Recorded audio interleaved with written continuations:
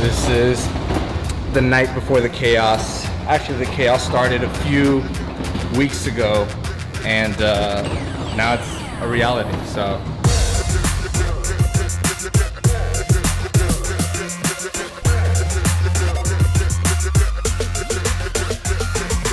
What's up, everybody, and welcome to another Jersey Filmmaker episode where we talk everything filmmaking. I'm Anthony Saratelli, and today I'm going to take you behind the scenes and dive into the process of the short documentary I just recently shot with 8-year-old skateboarding phenom Zion Fs. This all started with a podcast. My friend Ariel Martinez is the host of the Filmmaker podcast, which I frequently co-host with him. We talk about all kinds of things filmmaking at all different levels, so if you're a filmmaker, I suggest checking it out. You can find the podcast on any of these platforms, which I will of course link to below, and we even record a lot of them live, so you can join us as we stream on YouTube and comment or ask questions and just be a part of the conversation. So anyway, as we've been podcasting, random things tend to come up and we decided to challenge ourselves to shoot a film.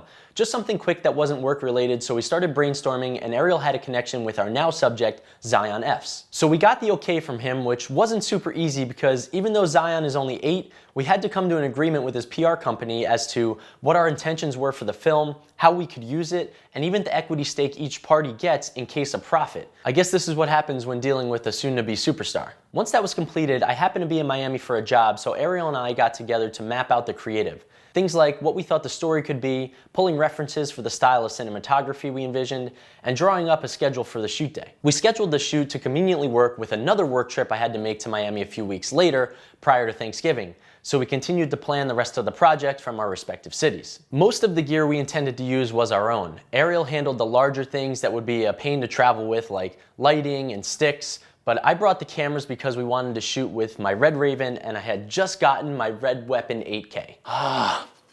And we combined our forces on things like lenses and audio to round out our equipment list, but we did want to be able to get some smooth movements with the camera, and both of us are gimbal-less when it comes to anything larger than a DSLR. Thankfully, I have a great connection with the good people at IKAN Corp, and they were able to hook us up with the Gravity 3-axis gimbal, so our camera movement was solved. They also sent us the PDL-F, which is a thumb wheel follow focus that the gimbal operator could use to pull focus, and the Saga 7-inch high bright monitor to attach to the gimbal for monitoring the shot. So a huge shout out to them for sending us this gear to use. It really rounded out our equipment list for the shoot and upped the value of our production. And just so everyone understands, IKAN is not paying me for any of this. It's a mutual collaboration where I will of course show them some love for their involvement because I am extremely thankful, but all of my opinions on the gear itself are genuine and definitely not persuaded by any type of monetary compensation. I'd also like to give a couple more shout outs, and the first one is to Red Digital Cinema. The Red store here in New York supplied us with a 512 gigabyte mini mag and an extra V-mount battery module, while the Red store in Miami chipped in 2 more 512 mini mags,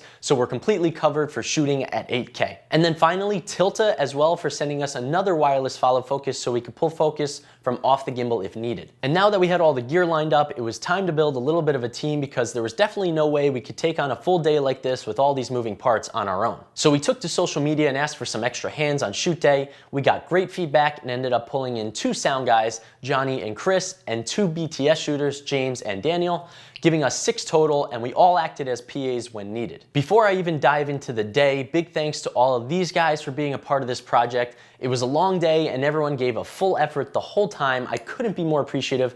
It's just awesome to meet and work with other energetic filmmakers, so thank you guys very much. Backing up, our day actually didn't start till late the night before. I unfortunately had to shoot for a paid job that night, so I didn't finish up until late, so we didn't start organizing the gear until midnight. This consisted of black shading the camera, setting up audio and timecode, and balancing the gimbal. One of the coolest things to me about this gimbal was the knobs that it has to balance the camera. You just have to spin the knobs to make balancing adjustments instead of unlocking or unscrewing sections to move the camera around, even if it's only a millimeter. It really simplified the balancing process. So after all that was done, we hit the hay at about 3 a.m., then got up at 6 a.m. to get going. I wouldn't say I'm not a morning person, but on 3 hours of sleep, it was tough to keep my eyes open. That's your game face?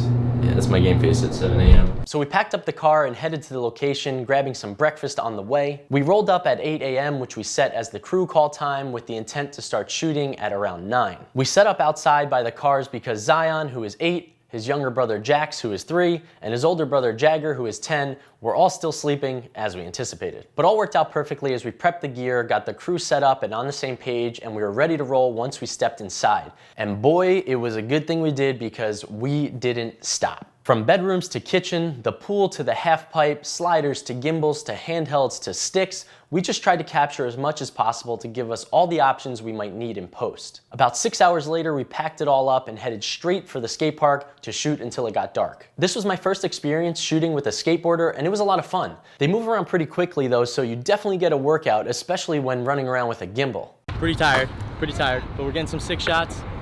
Zion's landing some cool stuff. We gotta keep working, we gotta keep going. Here it comes. Ariel and I had a nice flow going where we would work the gimbal for about 10 to 15 minutes and then switch it up. I do want to mention that the IKAN S7H high bright monitor worked great.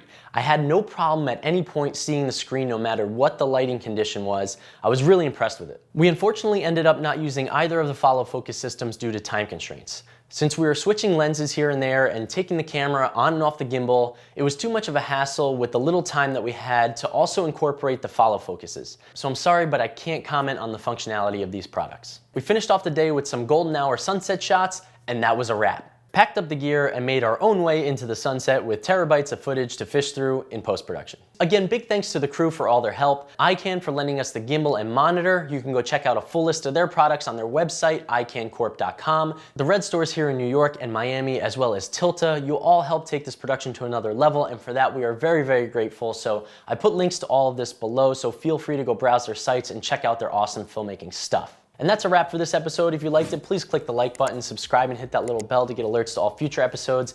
Doing this stuff really does help me build this channel, so I appreciate if you go ahead and click those little buttons. If you have any comments or questions, of course, leave them below or contact me on any of my social medias, Instagram, Twitter, or Facebook, @Jersey Filmmaker. Keep an eye out for more BTS as we move forward with post-production for this project. But for now, thanks so much for watching, and I'll see you next time.